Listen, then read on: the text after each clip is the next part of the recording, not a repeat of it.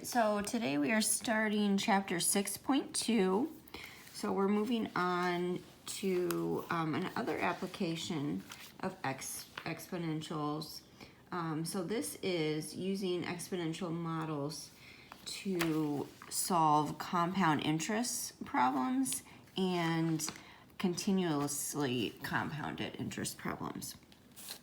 So our first learning target today, we're going to have two. First one is I can use the compound interest formula to model and solve real-life problems. So our compound interest formula is given right here. So go ahead and highlight that, star that. We're going to be using that. And it's A equals P times 1 plus R over N to the N times T power. And you'll see here what these values represent. So P is the initial amount invested, so the amount of money you start with and you put into your investment. R is the rate, N is the number of times it's compounded per year. And then A is just the amount there. So what do you get at the end of the time after you invested your money? What is your money now worth? Would be the A. So the first thing you want to do is use a formula that we just said there. So step one of your success criteria is to use the formula. And then you're going to read through the problem and determine what are your values given. So what are your P, R, N, and T. So let's go through example 2 and see if we can get those couple steps done there. Says Tamara invests $5,000 in an account that pays 4% annual interest. So right there I see two key pieces of information. $5,000 invested. That would be what she started with there. So I'm going to label that as P. And then it pays 4% annual interest. So this is my R. And always remember, we change when we're dealing with rates, we change our percent to a decimal, so that's 0.04. How much will there be in the account after 3 years if the interest is compounded annually, semi-annually, quarterly, or monthly? So 3 years is the time. That's your T. And then the N is how many times it's compounded. So we're going to find 4 answers here. We're going to find annually, semi-annually, quarterly, and monthly. So these are keywords that you need to know here. If it's compounded annually, that would be once a year. Semi-annually would be twice a year. Quarterly is 4 times a year, and monthly is 12 times a year. So know those keywords and what they stand for. All right, so let's look at the first one. Let's do annually first. So we're going to use the compound interest formula to find the amount in her account after 3 years. And then we said that was the time. So we have our values here. We have our P, R, N, and T. Now we're just going to plug them into the formula and use our calculator to find the answer. So annually would be A equals P times 1 plus the rate over the number of times compounded. So this one is 1 for annually. And then to the N times T power. So here's our N again. These are our N's. And then T was the 3 years. So there's our model. Now we just need to solve. So the amount after 3 years.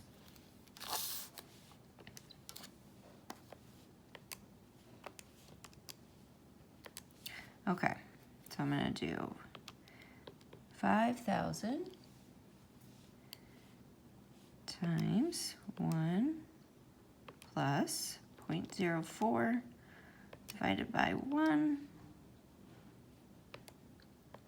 to the 1 times 3, and then you get your answer there.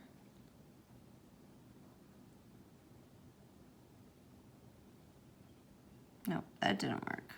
All right, so notice it did this calculation to the first power, and then it multiplied everything times 3. So I either need to put this 1 times 3 in parentheses, or just do that math in your head and say that's to the third power.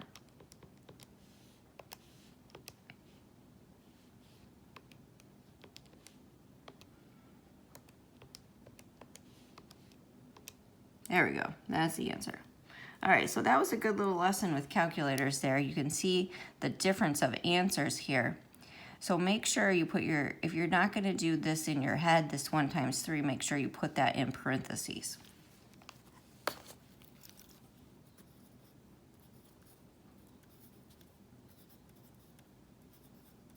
Okay, so let's try semi-annually.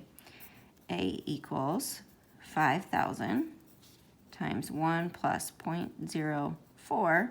This time it's compounded twice. So 2 and 2 here for our ends for 3 years.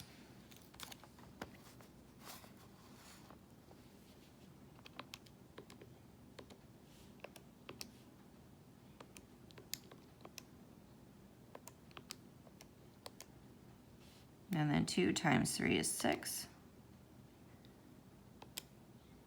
Then I'll just round that to 0.81 because we're talking about money. So you don't need all these other decimals. You just round to 2 places.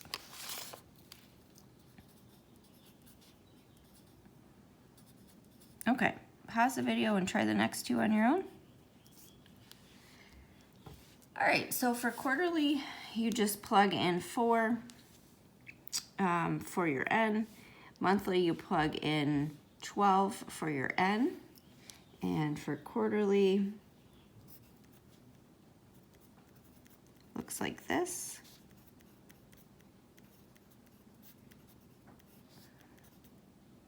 Oops, that's a 4. 4 times 3. Let's go ahead and check your answer there. And then here's monthly.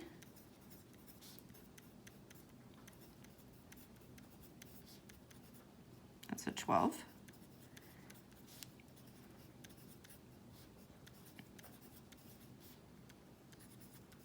All right. Okay, so go ahead and try the next one. Here's another practice problem for you to do on your own. Try that on your own. Okay, let's check your work. It says $3,000 is invested into an account that earns 3% annual interest compounded monthly. So we're gonna determine our values. This is our P. This is our R at 0.03. And then compounded monthly, so that's N equals 12. What is the value after 10 years? So this would be time and then 100 years. So for A, your model looks like this.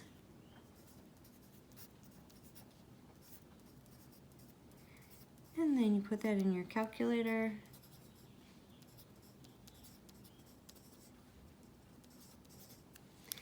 And then for B, your model looks like this. And put it in your calculator.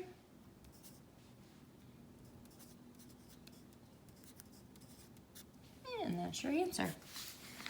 Okay, go ahead and turn the page.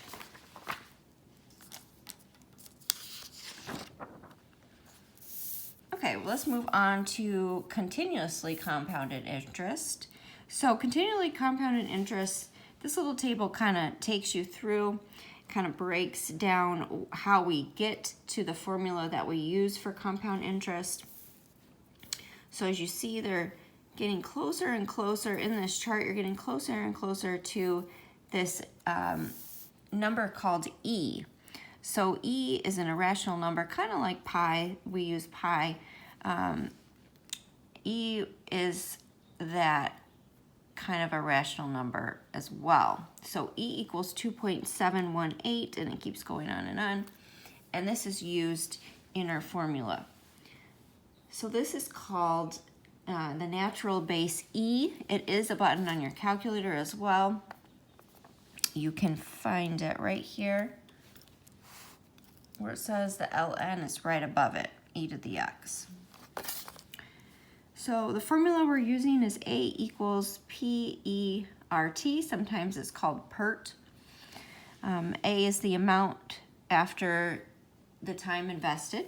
P is your starting amount that you invest. E is that natural base number that we're going to use. R is the rate, and T is the time. So let's try some of these.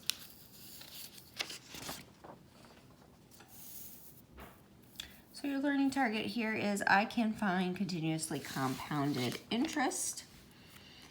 So the success criteria is very similar to what we just did, except for our formula is different. So continuously means it keeps compounding, and we're using this formula here, A equals P times E to the RT. So P is your principal, and they tell you these values here. Regina invests $12,600 in an account that earns 3.02%. Here's my P, here's my R as a decimal, and is compounded continuously. What is the value of the account after 12 years? So that would be my time. Round your answer to the nearest dollar. Okay, so I'm using the formula A equals P times E to the RT. So I'm just gonna plug in my values. I found all my values that I need.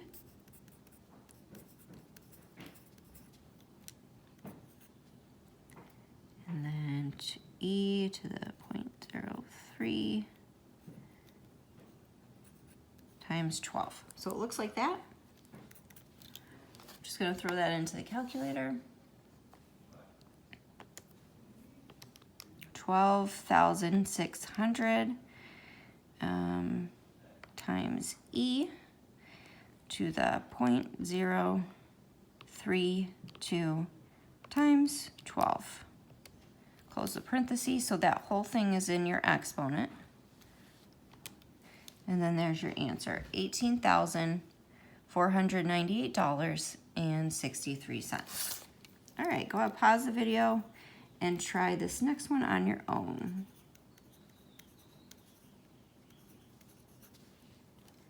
Let's check your work. You invest $125,000 in an account that earns 4.75% annual interest, compounded continuously. So that's your keyword there. So you're using the formula A equals P E to the RT. What is the value of the account after 15 years and after 30 years? So first you would find your P. Here is your R. Move that decimal over twice. And here's your time.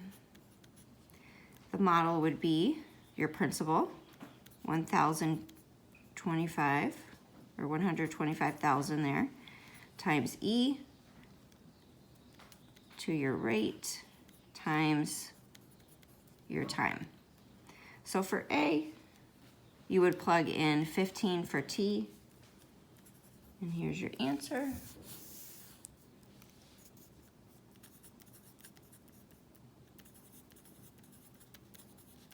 And for B, you would plug in 30 for T, and here's your answer. All right, so that concludes the lesson.